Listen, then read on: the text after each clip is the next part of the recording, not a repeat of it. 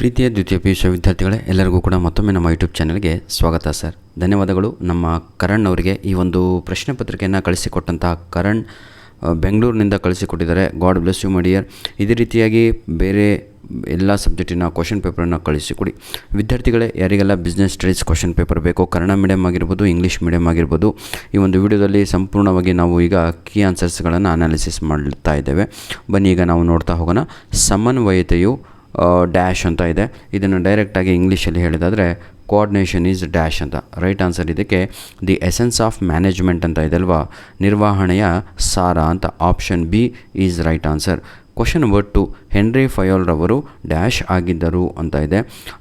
ಅದನ್ನು ಇಂಗ್ಲೀಷ್ನಲ್ಲಿ Henri Fayol was a dash ಅಂತ. ಮೈನಿಂಗ್ ಇಂಜಿನಿಯರ್ ಆಗಿದ್ದರು. ಮೈನಿಂಗ್ ಇಂಜಿನಿಯರ್, ಕನ್ನಡ ಇಂಗ್ಲೀಷ್ ಇಬ್ಬರಿಗೂ ಕೂಡ ಆಪ್ಷನ್ ಬಿ. ಸಂಘಟಿಸುವಿಕೆ ಪ್ರಕ್ರಿಯೆಯ ಮೊದಲ ಹಂತ ಡ್ಯಾಶ್ ಅಂತ ಇದೆ. The first step in organising process is dash. Right answer is my dear children identification and division of work. ಕೆಲಸದ ಗುರುತಿಸುವಿಕೆ ಮತ್ತು ವಿಭಜಿಸುವಿಕೆ ಅನ್ನುವಂಥದ್ದು ಸರಿಯಾದ ಉತ್ತರ ಆಗಿರುತ್ತದೆ. ಈ ಕೆಳಗಿನ ಬಿಟ್ಟ ಸ್ಥಳಗಳಿಗೆ ಸರಿಯಾದ ಉತ್ತರವನ್ನು ಬರೆಯಿರಿ. ಕ್ವಶನ್ 4, ನಿರ್ವಹಣೆ ತತ್ವಗಳು ಡ್ಯಾಶ್ ಅಂತ ಇದೆ. ಸರಿಯಾದ ಉತ್ತರ ಸಾಮಾನ್ಯ. ನೋಡಿ, ನಿಮಗೆ ಕನ್ನಡದಲ್ಲೂ ಇಂಗ್ಲೀಷಲ್ಲೂ ಎರಡೂ ಕೂಡ ಇದೆ. ಸಾಮಾನ್ಯ ವರ್ಗಸೂಚಿಗಳು ಅಂತ. Principle of management is dash ಅಂತ ಇದೆ. ರೈಟ್ ಆನ್ಸರು ಜನರಲ್ ಗೈಡ್ಲೈನ್ಸ್ ಅಂತ ಇದೆ ಅಲ್ವಾ, ಅದು ಸರಿಯಾದ ಉತ್ತರ. ನಿರ್ಧಾರ ತೆಗೆದುಕೊಳ್ಳುವ ಅಧಿಕಾರ ಕೇಂದ್ರೀಕೃತವಾಗಿದ್ದರೆ ಅದನ್ನು ಡ್ಯಾಶ್ ಎಂದು ಕರೆಯುತ್ತಾರೆ. Concentration of decision dash making authority is called dash ಅಂತ ಇದೆ. Decision making authority is called dash. Centralisation ಅಂತ ಕರಿತೀವಿ ಮಕ್ಕಳೇ. Centralisation is the right answer. Clear all of you. ಕೇಂದ್ರೀಕರಣ ಅಂತ. ಕ್ವಶನ್ ನಂಬರ್ 6, ಡ್ಯಾಶ್ ನಿರೀಕ್ಷಿತ ಫಲಿತಾಂಶವನ್ನು ಅಂಕಿ ಅಂಶಗಳ ರೂಪದಲ್ಲಿ ವ್ಯಕ್ತಪಡಿಸಿದ ಹೇಳಿಕೆಯಾಗಿದೆ ಅಂತ ಇದೆ. Dash is a statement of expected result expressed in numerical terms. Right answer is budget. Right answer is ಮುಂಗಡ ಪತ್ರ ಅಂತ. ಹೊಂದಿಸಿ ಬರೆಯಿರಿ. ನೋಡಿ ವಿದ್ಯಾರ್ಥಿಗಳೇ, ಇಷ್ಟರಲ್ಲಿ ರಿಪೀಟ್ ಆಗಿರುವಂಥ ಪ್ರಶ್ನೆಗಳು ಯಾವುದು ಅಂತ ಅದು ಕೂಡ ಹೇಳ್ತಾ ಹೋಗ್ತೇನೆ. ಕ್ವಶನ್ ನಂಬರ್ 2 ಇದೆ ಅಲ್ವಾ, ಅದು ರಿಪೀಟ್ ಆಗಿದ್ದು. ಕ್ವಶನ್ ನಂಬರ್ 4 ರಿಪೀಟ್ ಆಗಿದ್ದು. Question number 5 repeat. Question number 6 ಕೂಡ ರಿಪೀಟು. ಎಲ್ಲ ಕ್ವಶನ್ ಪೇಪರಲ್ಲೂ ಅದೇ. ಇದನ್ನು ನಾನು ಈಗಾಗಲೇ ನಿಮಗೆ ಒಂದು 5 ಡೇಸ್ ಬಿಫೋರು ಅಪ್ಲೋಡ್ ಮಾಡಿ ಕೊಟ್ಟಿದ್ದೆ. ಒಂದು ಉಡುಪಿ ಪೇಪರು, ಒಂದು ಬೆಂಗಳೂರು ಪೇಪರ್ ಅಂತ. ಇದು ನನ್ನ 3ನೇ ಪೇಪರ್ ಆಗಿರುತ್ತೆ, ಆಯಿತಾ. ಬಂಡವಾಳ ಹಿಂತೆಗೆತ ಅಂತ ಇದೆ. ಕ್ಯಾಪಿಟಲ್ ಡಿಶ್ ಇನ್ವೆಸ್ಟ್ಮೆಂಟ್ ಅಂತ. ಇದಕ್ಕೆ ರೈಟ್ ಆನ್ಸರ್ ಬಂದು ಮಕ್ಕಳೇ ಏನು ಬರೀತೀರಪ್ಪ, ಸೇಲ್ ಆಫ್ ಏನಿದೆ ಇದು, sale of share from public sector to private individual ಅಂತ. ಸಾರ್ವಜನಿಕ ಕೇಂದ್ರದಲ್ಲಿನ ಷೇರುಗಳನ್ನು ಖಾಸಗಿ ವ್ಯಕ್ತಿಗಳಿಗೆ ಮಾರಾಟ ಮಾಡುವುದನ್ನೇ ನಾವು ಬಂಡವಾಳ ಹಿಂತೆಗೆತ ಅಂತ ಕರಿತೀವಿ, ಆಯಿತಾ. ಆಜ್ಞೆಗಳನ್ನು ನೀಡುವ ಹಕ್ಕು ರೈಟ್ ಟು ಕಮ್ಯಾಂಡ್ ಅಂತ ಇದೆ. Right answer is my dear children ಅಧಿಕಾರ, ಅಥಾರಿಟಿ ಅಂತ. ರೈಟ್ ಟು ಕಮ್ಯಾಂಡ್ ಅಂದರೆ ಅಥಾರಿಟಿ ಅಂತ. ಬನ್ನಿ ವಿದ್ಯಾರ್ಥಿಗಳು, ಈಗ ನಾವು ಒಂದೊಂದಾಗಿ ಏನಂತೀರ ತಗೊಳ್ಳು, ವಾಟ್ ಈಸ್ ಎಫಿಷಿಯನ್ಸಿ ನೋಡೋಣ. ನಂತರದಲ್ಲಿ ಎಕ್ಸ್ಪ್ಯಾಂಡ್ BIRR ಅಂತ ಇದೆ. ನೋಡಿ, ಇವೆಲ್ಲ ಪ್ರಶ್ನೆಗಳು ಎಲ್ಲಿದೆ,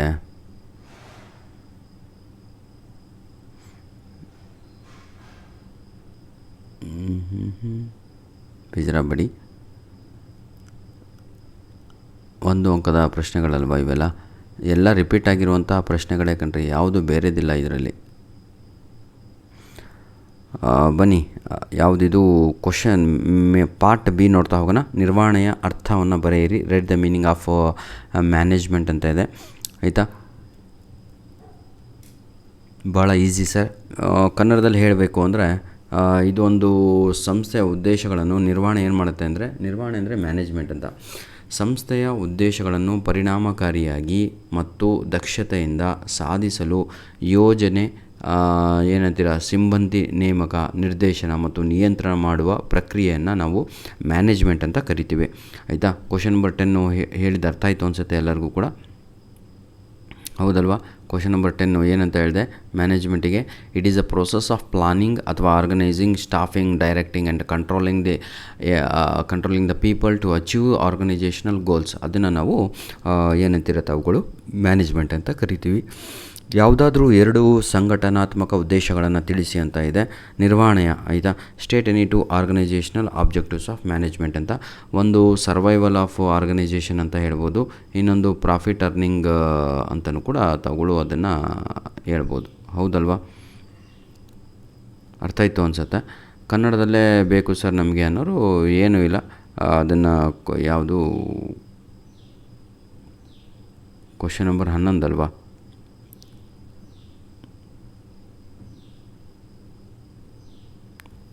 ಸಂಸ್ಥೆಯ ಉಳಿವು ಅಂತೀರ, ಅದನ್ನು ಲಾಭ ಗಳಿಸುವಿಕೆ ಅಂತ. ನೀವು ಕ್ವಶನ್ ನಂಬರ್ 12 ನೋಡೋಣ. ಏಕರೂಪ ನಿರ್ದೇಶನ ಮತ್ತು ಏನಂತೀರ ತಾವುಗಳು ಇದಕ್ಕೆ? ಏಕರೂಪ ನಿರ್ದೇಶನ ಮತ್ತು ಏಕರೂಪ ಆಜ್ಞೆ 2 ವ್ಯತ್ಯಾಸಗಳನ್ನು ಬರೆಯಿರಿ ಅಂತ ಇದೆ. ಇದನ್ನು 2 ಕಾಲಮ್ ಮಾಡ್ಕೊಂಬಿಡಿ. ಇನ್ನು ಇದರಲ್ಲಿ ಒಬ್ಬ ನೌಕರನನ್ನು ಒಬ್ಬ ಮೇಲಧಿಕಾರಿ ಮಾತ್ರ ಆದೇಶ ಏನಂತೀರ ಪಡೆಯಬೇಕು.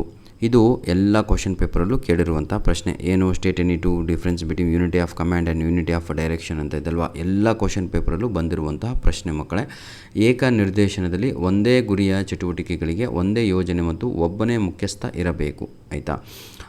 ಇಲ್ಲಿ ಏಕ ಆಜ್ಞೆಯಲ್ಲಿ ಯಾವುದೇ ರೀತಿಯಾದಂತಹ ಗೊಂದಲವಿರುವುದಿಲ್ಲ ಕೆಲಸ ಮಾಡೋರಿಗೆ, ಆದರೆ ಇದು ಕಾರ್ಯಗಳಲ್ಲಿ ಸಮನ್ವಯವನ್ನು ಸಾಧಿಸುತ್ತದೆ ಅಂತ ತಾವುಗಳು ಬರೀಬೋದು. ಇದರಲ್ಲಿ ಅದನ್ನೇ ತಾವುಗಳು ಇಲ್ಲಿ ಇಂಗ್ಲೀಷಲ್ಲಿ ಬರೀಬೇಕು ಅಂದರೆ 1 employee receive orders from 1 supervisor ಅಂತ. ಇದರಲ್ಲಿ ಯೂನಿಟಿ ಆಫ್ ಕಮ್ಯಾಂಡಲ್ಲಿ. ಈ ಕಡೆ ಏನಾಗುತ್ತೆ ಅಂದರೆ 1 head and 1 plan for A group of similar activities ಆಗುತ್ತೆ. ಇನ್ನೊಂದು ಅವಾಯ್ಡ್ಸ್ ಕನ್ಫ್ಯೂಷನ್ ಇನ್ ರಿಪೋರ್ಟಿಂಗ್, ಯಾವುದೇ ರೀತಿಯಾದಂಥ ಕನ್ಫ್ಯೂಷನ್ ಇರಲ್ಲ ಇದರಲ್ಲಿ ಯೂನಿಟಿ ಆಫ್ ಕಮ್ಯಾಂಡಲ್ಲಿ.